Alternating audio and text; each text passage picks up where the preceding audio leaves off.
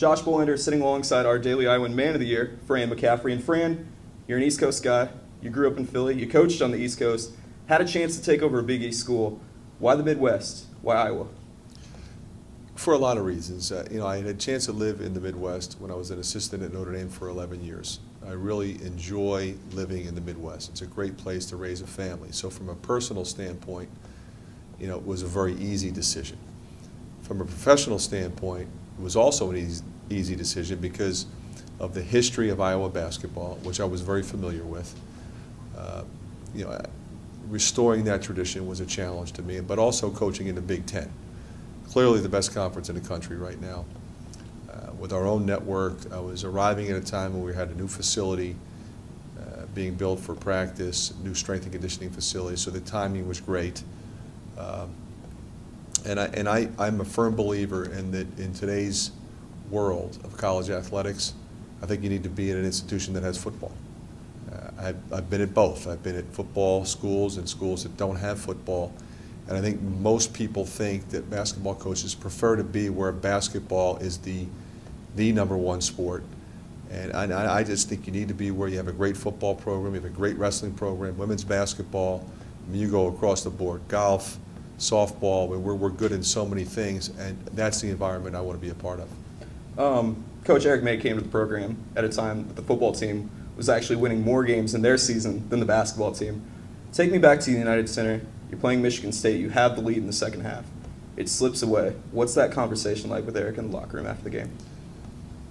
It was a very disappointed locker room. It was we were upset on so many different levels.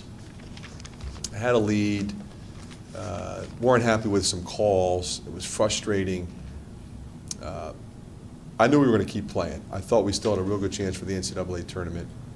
So it was nothing where we talked about an end of anything by any means. It was, we're disappointed. We've accomplished great things. We finished 9-9 in the conference. We finished with over 20 wins.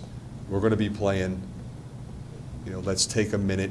Let's take a day and just recover and come back hungry. Whatever tournament we're in, we're going to be hungry. We're going to compete. And we're going to go places. We're not going to be one and done. Okay. Let's talk some Peter Jok. Kids getting scholarship offers when he's 13 years old in junior high. I'm going to go to the notes here. You said, quote, after you guys got his letter of intent, he's got a complete skill set. We're talking about somebody who has a chance to be really special. I see Peter as the guy who ultimately replaces Devin Marble. Well, Devin Marble's back next year. Do you worry that there's not going to be enough shots to go around? I think we'll have plenty of shots for two reasons. Number one, if you just look at those two players individually, both very unselfish, both really like to pass the ball. Dev, I think if you asked his preference, he would prefer to be a point guard. Gives it up easy. Times I have to tell him to shoot more. Peter's the same way. But what Peter does is provide us with somebody, again, who can play more than one position at his size. He can also give us another three-point shooter who can make a play off the dribble for someone else. Not every three-point shooter can do that. Josh can do that. Marble can do that. Mike Gasell can do that. And that's the kind of players that we recruit. Versatile, multi-position players, interchangeable parts. That way you're never going to have difficulty against full court pressure. You and your team shared a really special moment, actually, before your second round NIT game with Stony Brook. Why do you think it's important that your team connects with fans like Alice Weber? We're in a very unique situation here at the University of Iowa. There are so many Hawk fans throughout the state, and so many people connect with our program. We have the Hope Lodge and the Ronald McDonald House right across the parking lot. So this isn't the first time we've done this. But to have a woman who essentially has about a week to live say that she wants to spend that with her Hawkeyes, it's an overwhelming feeling. And what was so special to me, we can set those things up, but the key is, how do the players respond to she and her family? We had her and her family in the locker room while they were warming up, and we kept them in the locker room when the players came in and for the pregame meeting. To a man, everyone hugged her and thanked her for being there. And you look at her daughter, for example, and she's in tears. And you know, to make a family feel good at a time when they essentially feel really bad because they're getting ready to lose someone that they love.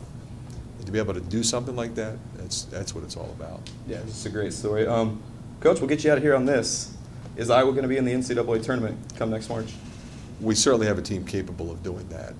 We recognize the challenge ahead of us. We've upgraded the schedule. The conference is still phenomenal. You look at the teams we're going to play next year twice: Ohio State, Michigan, Illinois, Northwestern. We have some single play games, but it's a very difficult schedule we have in front of us. But we're experienced. As I've said, we're bigger, we're deeper, and we're more experienced than we've ever been. We're also going to have an opportunity to practice 10 extra days in the summer as we take our team overseas. I think we have enough offense, and most importantly, we have the character necessary to take that step. All right. Well, Coach, I appreciate you coming in. Thanks so much. Fran McCaffery, our Daily Iowan Man of the Year.